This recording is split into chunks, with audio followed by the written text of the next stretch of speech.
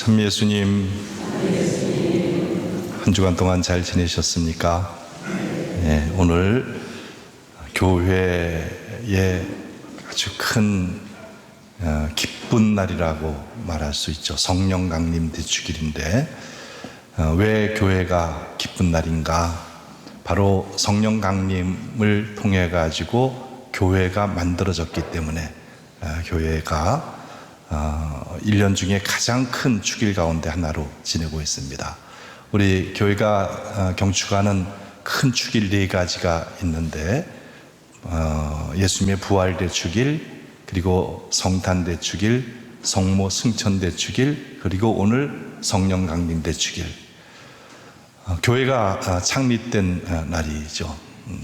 보통 우리가 어느 기관이 창립되었다 그러면 창립기념일, 그리고 학교가 만들어졌다 그러면 개교기념일 해가지고 아주 크고 기쁘게 지내는데, 교회도 역시 마찬가지라고 생각을 합니다.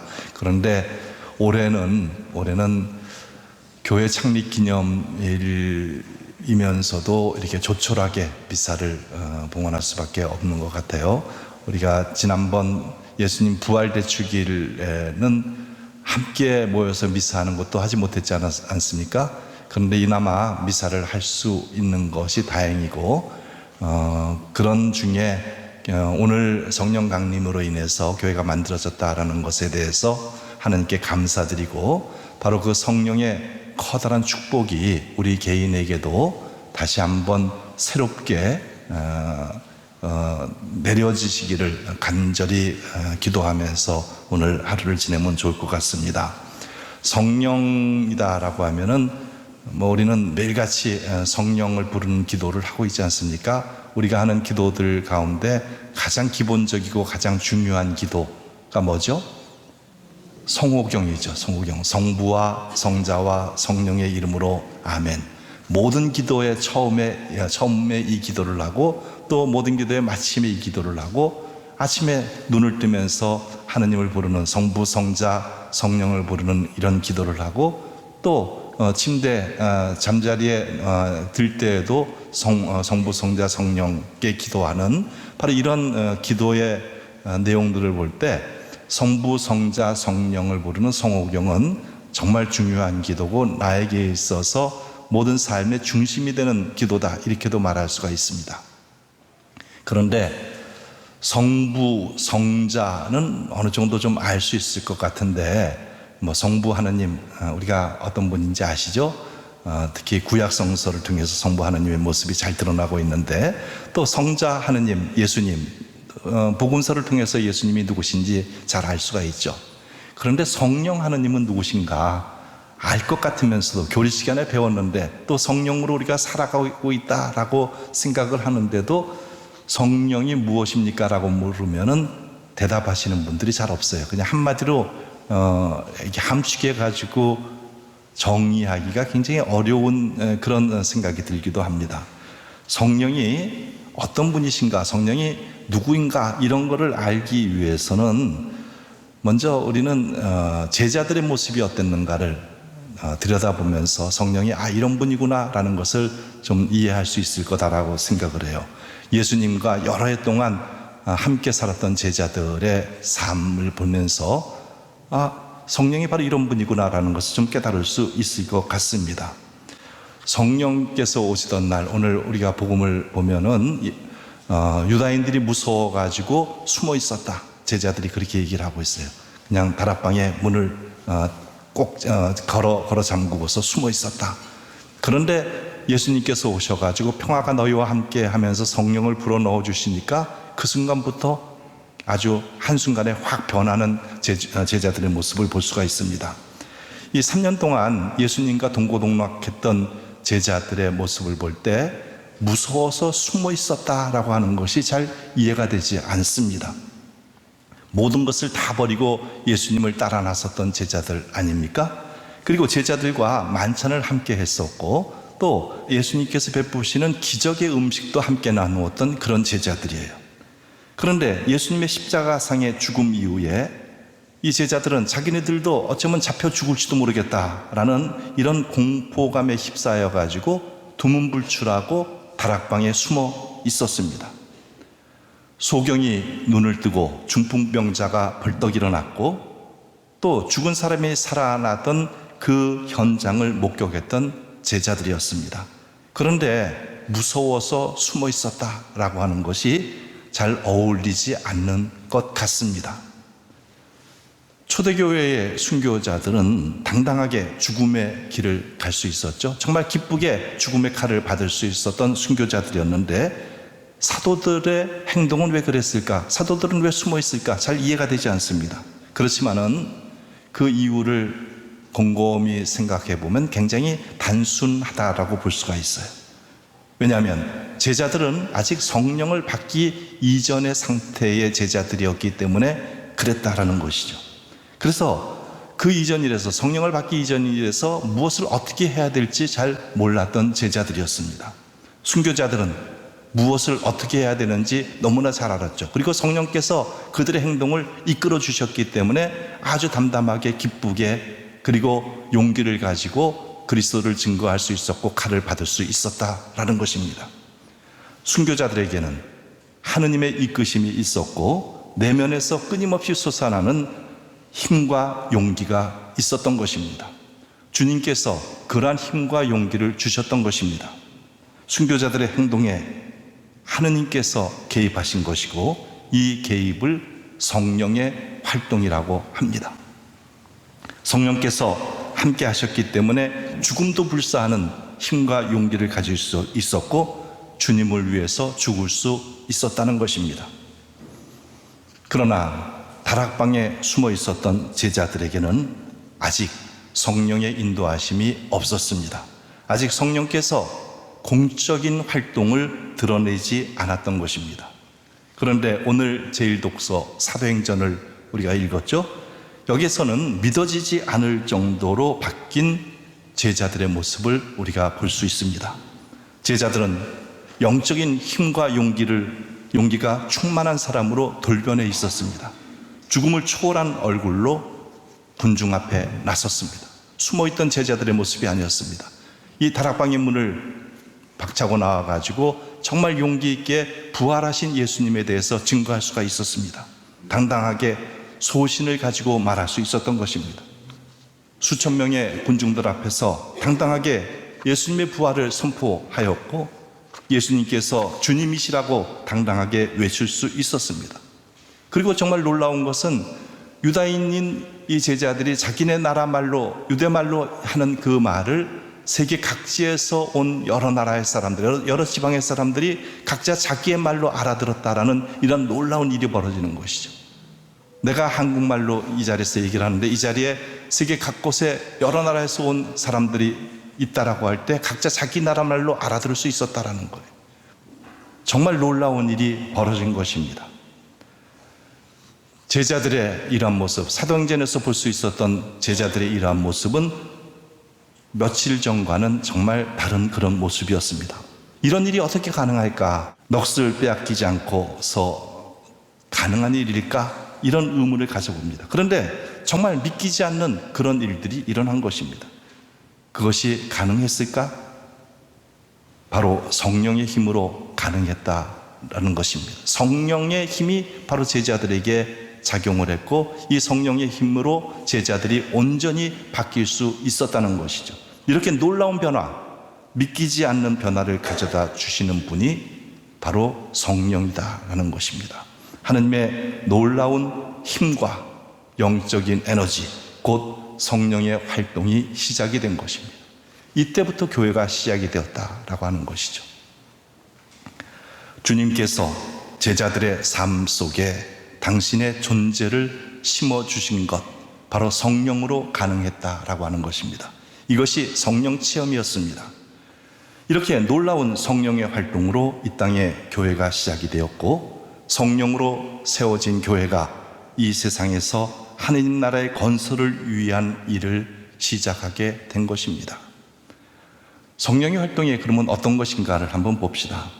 그것은 주님의 이름으로 세례를 받고 성령으로 인한 삶을 살기로 다짐한 여러분들의 모습에서 볼 수가 있습니다. 오늘 제2독서에서 바오로 사도는 성령을 받은 사람은 예수가 주님이시다라고 고백을 하는 사람이다. 예수가 주님이시다라고 고백을 하는 사람은 바로 성령의 힘을 입어서 그렇게 고백을 한다라고 말하고 있어요. 여러분 모두가 예수님이 바로 내가 믿는 예수님이 주님이시다라고 고백을 하죠. 여러분들 모두는 성령으로 재무장된 그런 사람들이다라는 것입니다. 성령으로 다시 태어난 여러분들의 삶이 정말 많이 바뀌었죠. 우리는 예수님의 가르침을 따르기 위해 가지고 사랑을 실천하고 때로는 나를 희생하고 또 보람과 가치를 얻기 위해 가지고 어려운 일도 마다하지 않고 정말 열심히 하고 때로는 지칠 수도 있고 때로는 짜증이 날 수도 있지만은 그러나 그 모든 것 안에 모든 것 속에 내 마음 안에서부터 솟아나오는 기쁨이 있기 때문에 그 모든 것들을 다 해나가는 그리스도의 신자들입니다. 어떻게 그것이 가능한가? 바로 우리들 안에 성령께서 함께 하시기 때문에 가능하다라는 것입니다. 바로 우리에게 제자들에게 성령을 보내시겠다고 약속하신 주님, 그 주님의 약속이 우리들 안에서도 하루하루 매일같이 살아 움직이고 있다라는 하나의 증거입니다. 여러분들 모두는 그런 면에서 성령의 은총을 받은 사람들입니다. 예수는 주님이시다 라고 고백하면서 바로 예수님, 주님이신 예수님의 가르침을 따라가지고 내 삶을 온전히 다 내어던진 그런 사람이다 라고 말할 수 있다는 것입니다. 그렇기 때문에 우리는 성령에 힘입어서 살아가는 이 교회의 주역이고 동시에 이 세상을 하느님 나라로 변화시키는 주체가 되는 것 아니겠습니까? 그래서 성령을 입은 사람들로 인해서 교회가 시작이 되었고 바로 그 처음이 예수님의 제자들이 성령의 은혜를 받은 그때부터 교회가 시작이 되었고 성령 강림 축일은 바로 교회의 창립일이다 라는 이런 의미입니다. 성령께서 주시는 특별한 은총이 있죠. 이사야서와 그리고 고린도 전서에서는 이 성령의 특별한 은총에 대해서 이야기를 하고 있습니다. 교회는 그것을 종합해가지고 성령 칠은이라고 얘기를 하고 있어요. 성령 칠은 잘 알고 계시죠? 하느님의 지혜로 가득 찬 삶을 사는 것, 그리고 하느님께 대한 지식을 통해 가지고 삶의 깨달음을 얻는 것, 그리고 하느님을 향하는 삶의 방향으로 나아가는 아주 의미 있는 그런 의견을 가지고 살아가는 것, 그리고 하느님을 따르기 위해서 정말 큰 용기를 가지고 어떤 어려움도 다 거슬러 이겨나갈 수 있는 그런 굳센 의지, 이런 것들이 하느님께서 베푸시는 성령의 특별한 은혜다라고 말할 수 있습니다. 그리고 이러한 성령의 은혜를 통해 가지고 나타나는 삶의 모습들, 성령의 열매라고 얘기를 하죠. 이 성령의 열매, 갈라디아서 5장에서는 성령의 열매를 9가지를 이야기를 합니다. 사랑, 기쁨, 평화, 인내, 호의, 선의, 성실, 온유, 절제. 성령의 힘을 입어서 사는 사람들은 정말 기쁨의 삶을 살고 평화의 삶을, 평화를 이루는 그런 삶을 살아가는 사람들이다 라고 하는 것이, 언제나 선한 마음을 가지고 하느님께 또 이웃 안에서 하나님의 모습을 바라보면서 선의를 베푸는 사람들, 바로 이러한 성령의 열매를 가지고 살아가는 사람들, 그런 사람들이 바로 여러분들입니다. 그렇기 때문에 그런 열매를 통해 가지고 내 가정을 변화시키고 내가 몸담고 있는 직장 사회를 변화시키고 이 세상을 변화시키는 그런 주역이 된다고 하는 것이죠. 성령 안에서 사는 삶이 바로 그런 삶입니다. 성령께서는 우리의 일상을 충실히 살아가는 신앙인, 비록 오늘 부족하더라도 그럼에도 불구하고 좀 더 가까이 하나님께 나아가려고 하는 사람들, 바로 이런 사람들 안에 성령이 함께 하십니다. 하느님을 간절히 찾는 사람들의 내면 아래 충만하게 현존하시는 분이 바로 성령이십니다. 그럼으로써 내 자신을 변화시키고 그리스도인으로서 내 주위 이 세상을 조금씩 바꾸어 나가는 신앙인, 그런 나로 살 수 있게끔 나를 이끄시는 분, 바로 그런 분이 성령이시다라는 것이죠. 바로 이런 것들을 종합해 볼 때 성령은 누구이신가에 대한 작은 답을 줄 수가 있을 것 같습니다. 곧 성령은 내 존재를 온전히 하느님답게 변화시키는 하느님의 힘이라고 정의할 수 있습니다. 성령 강림은 따라서 그리스도를 믿고 따르는 내가 하느님으로부터 점령당하는 사건이다, 이렇게 정의할 수가 있을 것입니다.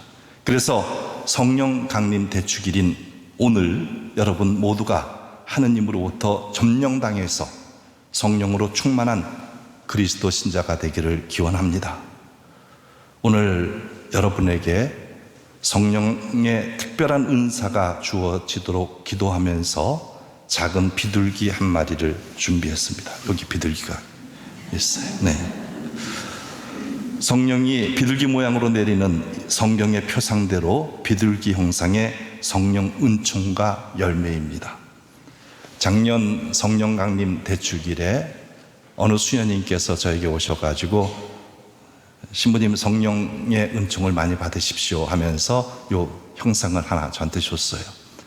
굉장히 잘 만들었어요. 이 지점든지 손으로 다 해가지고 만드는 건데, 그리고 나무를 붙여가지고 여기에 성령의 특근 그리고 성령의 열매 두 단어를 써가지고 저에게 줬습니다.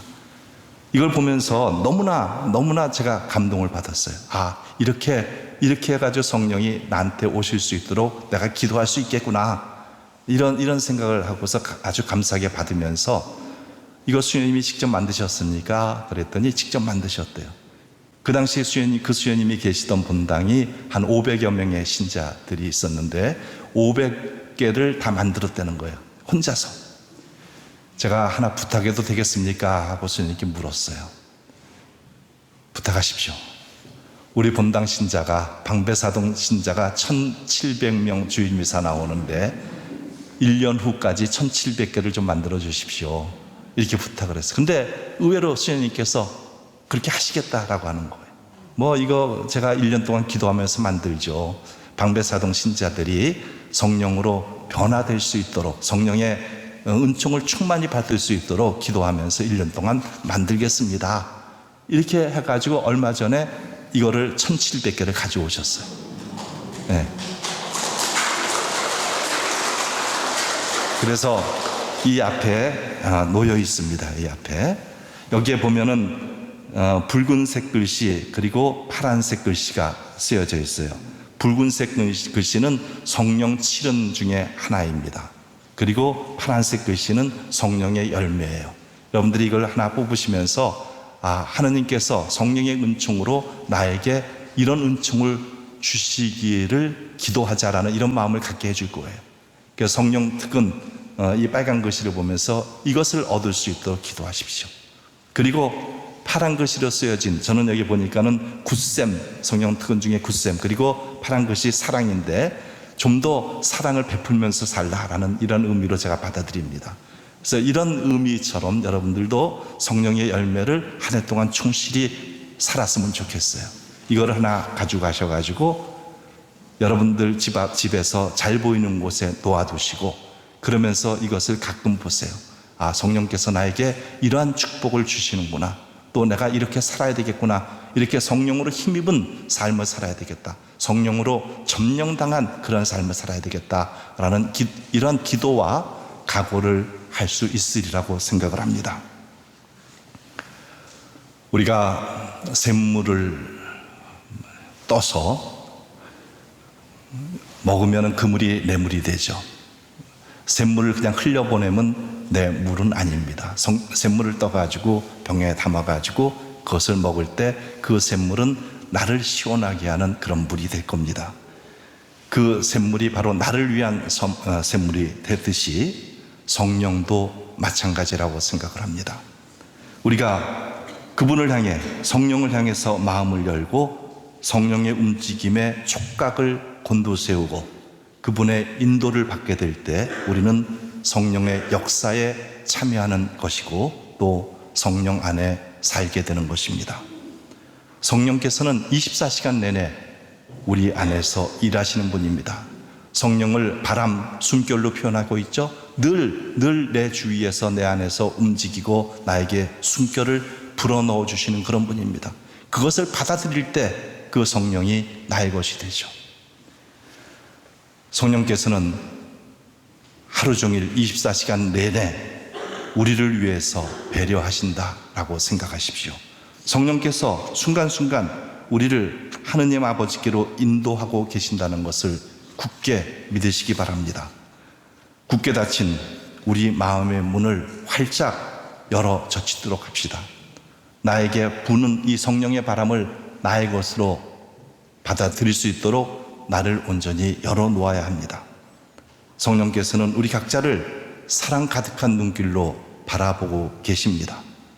요즘 혹시 코로나19로 인해서 마음을 굳게 닫고 있을지도 모르는 우리에게, 고통과 두려움에 사로잡힌 우리를 향해서도 성령께서는 사랑과 용기의 기운이 되셔서 우리 안에 오실 것입니다. 오늘 성령 강림 대축일을 지내면서 감사하는 마음으로 여러분 모두에게 각자 필요한 성령의 은총이 풍성히 내리시기를 기도합니다.